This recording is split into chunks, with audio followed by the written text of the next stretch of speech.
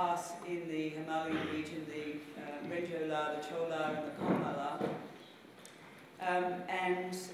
We were well acclimatized, ready to go through the Kumbu icefall, one of the most dangerous, potentially dangerous elements of an Everest climb, in as few times as possible. So in reality, I think it was only 3 times that we ended up going through the icefall.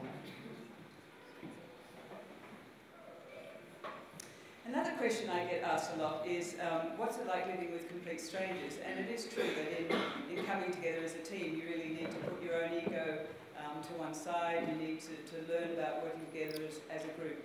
And when people ask me, what's it like living with complete strangers for that period of time, I always say, well, it depends on who they are.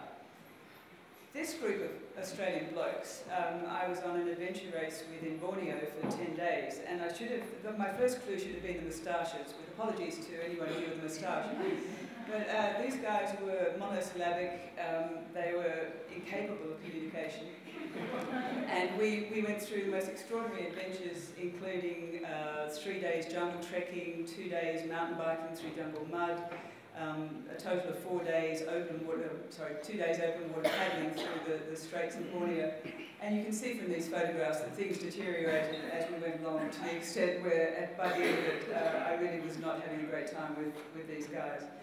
Compare that shot to these happy campers, each of us having summited Everest, each of us fit well, not looking too much the worse for wear except for a little bit of sunburn, and basically all friends, each of whom keep in touch with each other.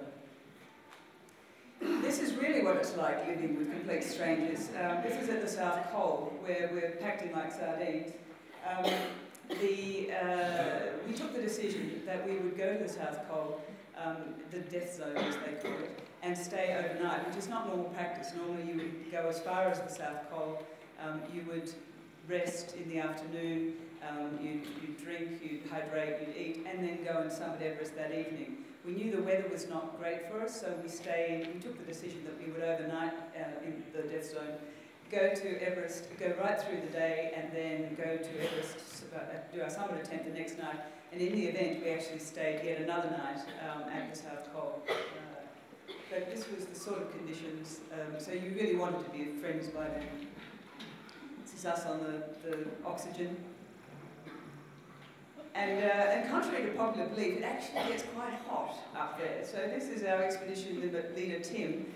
If you look carefully, he's just in his underpants, with a very attractive mask, oxygen mask as well. And I always think to myself when I see this photograph, would you really want to go to Everest led by a man who looked like this?